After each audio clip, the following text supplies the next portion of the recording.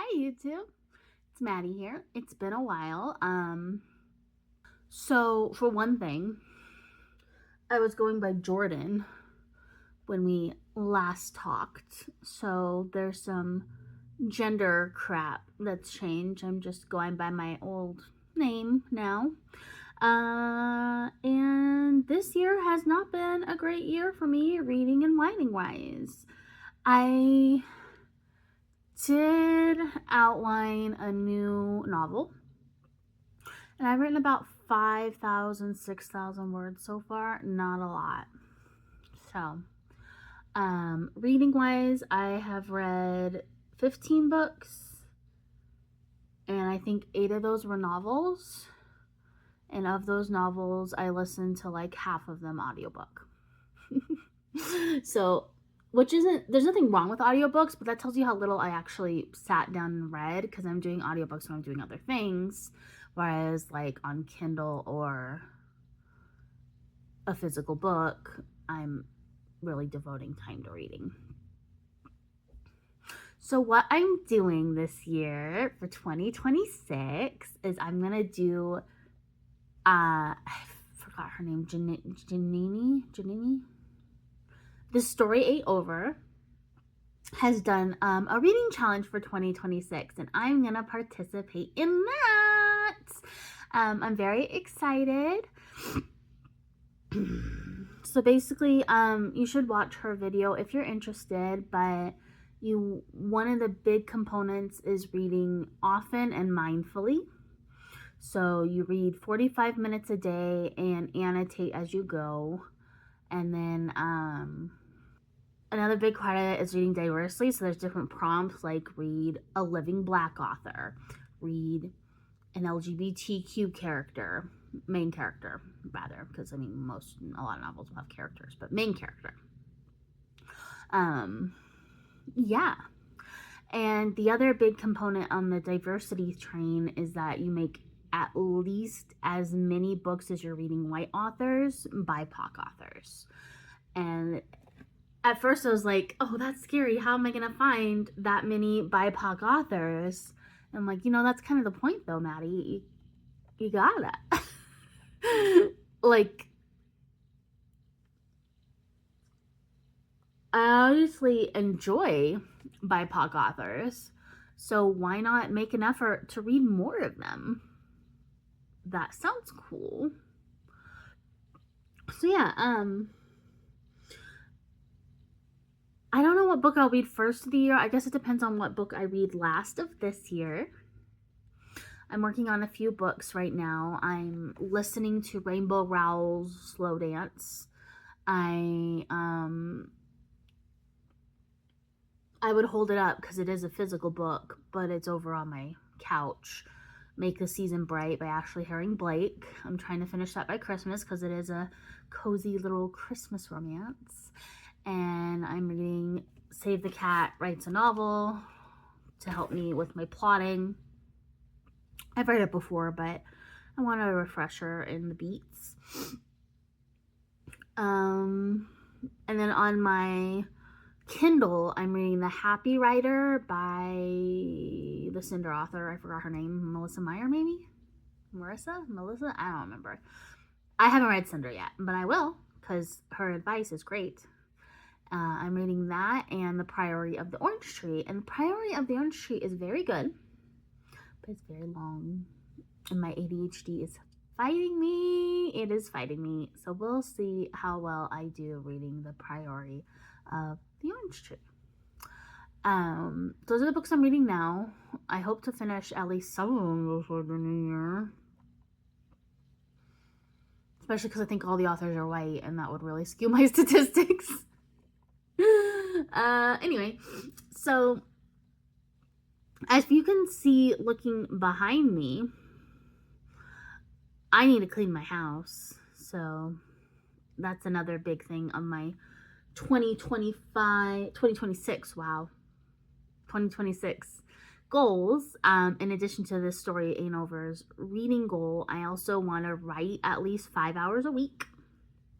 I also want to keep house and try to focus on my physical health. So basically the same stuff I always want accept more reading and writing goals, so I'm making things harder for myself this year. But I was recently diagnosed with ADHD and autism, and I have a new ADHD medicine that I should be starting if my pharmacy will stop fighting me on it. So hopefully that'll help. And the way I'm going to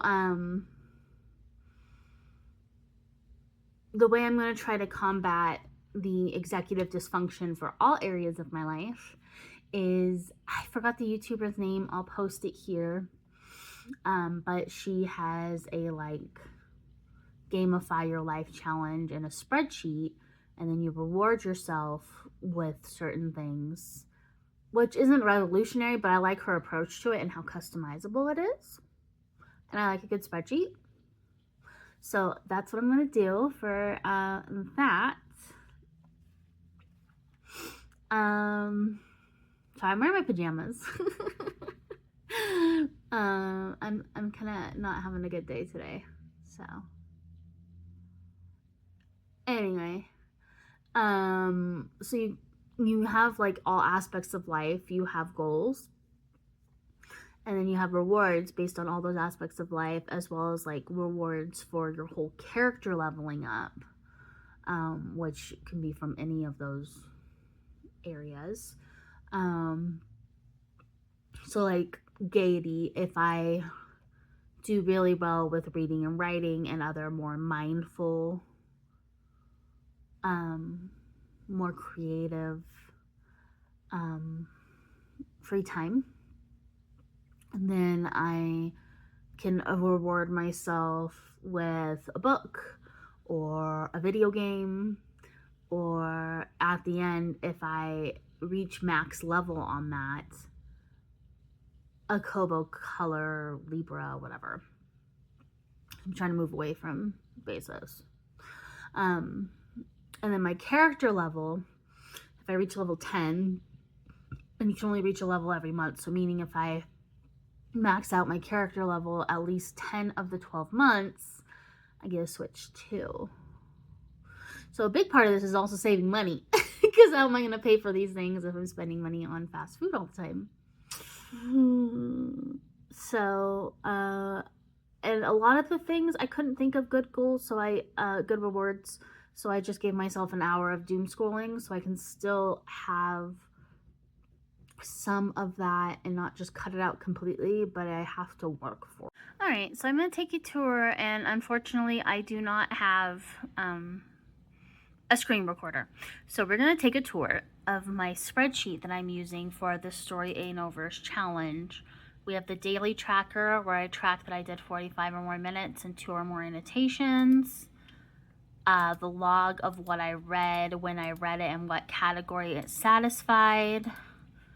This, so I can compare if an author is white or not and try to prioritize BIPOC authors. And then a part of her thing is a personal curriculum and reading 2 books for that. And I decided my personal curriculum, I'll keep it simple, something I've wanted to do anyway, and learn Spanish. I'm going to track the daily practice in Polylogger. Love Polylogger if you're learning languages, by the way. It's super fun. You have streaks and you can put what kind of learning you did. And the 2 books is Learn Medical Spanish for Healthcare Professionals. I'm a medical receptionist. And Spanish Short Stories for Beginner A1. And then I'll give you a little sneak peek on what I did. Most of these are for my life gamification. Most of these are ones that they were default. I added 45-minute reading session, half-hour crochet time, hour writing time. Some other stuff I can't really remember, like some hygiene stuff to Spirit. And yeah. So that's how I'm going to keep track of my life. That's my 2026. I'm excited, and I hope to return to YouTube a bit, and you can follow along with me. So that can be fun. If you watch this, let me know what your goals are for 2026 if you want. Sometimes they can be private. Anyway, thank you for watching. I know this is a short one, but thanks.